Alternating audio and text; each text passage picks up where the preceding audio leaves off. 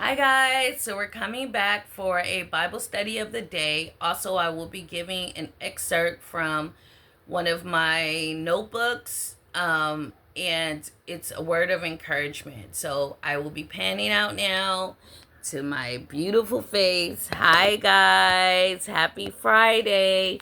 So we're going to be reading from Jeremiah. Look at my Bible, guys. Baby, I'll be going through these Bibles, okay? So we're going from Jeremiah 29, starting at verse 11. And it says, I know the plans that I have for you, declares the Lord. They are plans for peace and not disaster, plans to give you a future filled with hope. Then you will call to me, you will come and pray to me, and I will hear you. When you look for me, you will find me. So God is saying that he knows the plans that he has for you.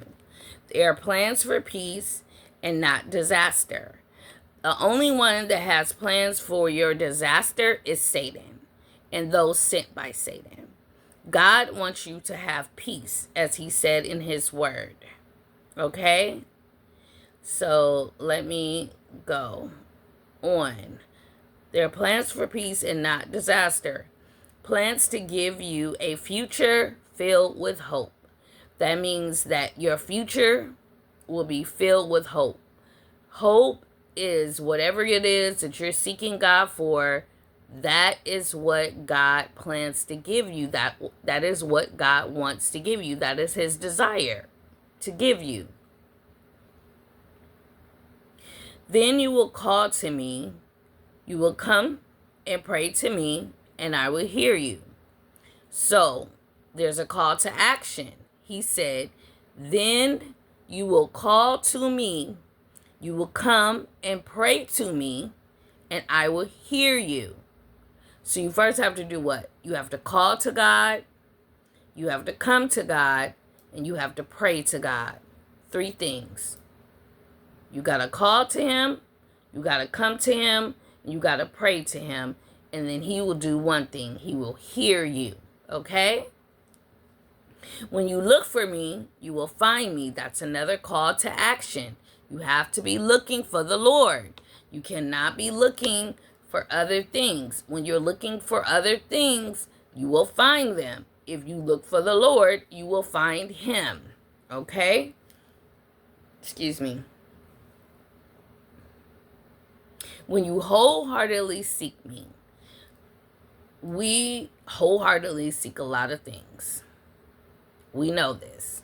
We can wholeheartedly seek our children. We can wholeheartedly seek our mates.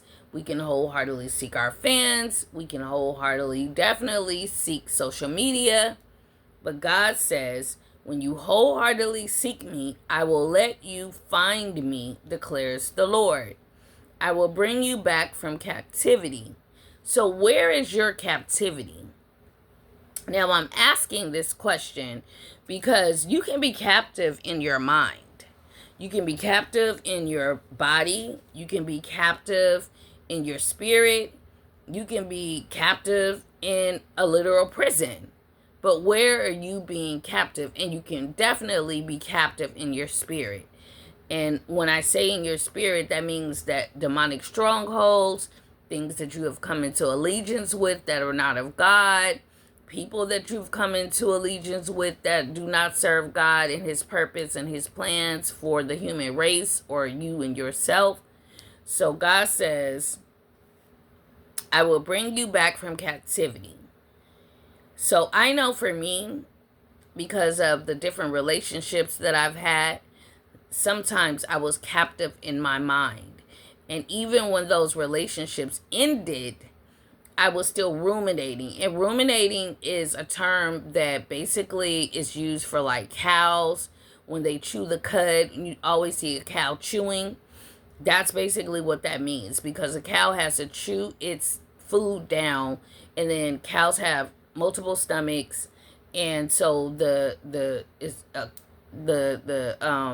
food that the cow is chewing, it gets digested into different parts of the cow's stomach. But that is what I'm saying, what are you being what are you being held captive? Where are you being held captive? That's what I meant. Where are you being held captive? And then God says, I will gather you from all the nations and places where I scattered you, declares the Lord. I will bring you back from the place where you are being held captive. Again, where is your place of captivity? Is it in your mind? Is it in your spirit? Is it in your body? Are you literally in a prison? So this is the end of the Bible study of the day. I'm going to load another one from this right here. This says, give thanks to the Lord, for he is good. His love endures forever. Psalms 107, 1. And as you can see, I have multiple pages that I filled up. And let me see if I have a date on when I started this. The first entry in this was July 2nd, 2017. That's how long ago I started this. And it's filled up to the brim. I don't even think there are no pages left. Let me see if I have a date on here. Oh, there's just a few pages in the back that's left. But let me see. The last time I wrote in here was in 2019. So from 2017 to 2019, I wrote in this book. Okay. So I'm going to end this Bible study. And I hope that it has blessed you. I have flowers that I brought back from Jamaica. They're pressed down in this book. Hold on. Like this one here. This is another flower from Jamaica.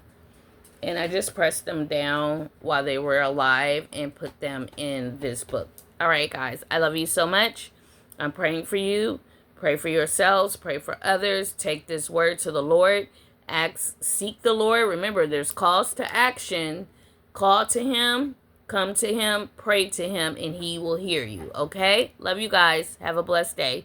And a blessed Sabbath. And a blessed weekend. Bye.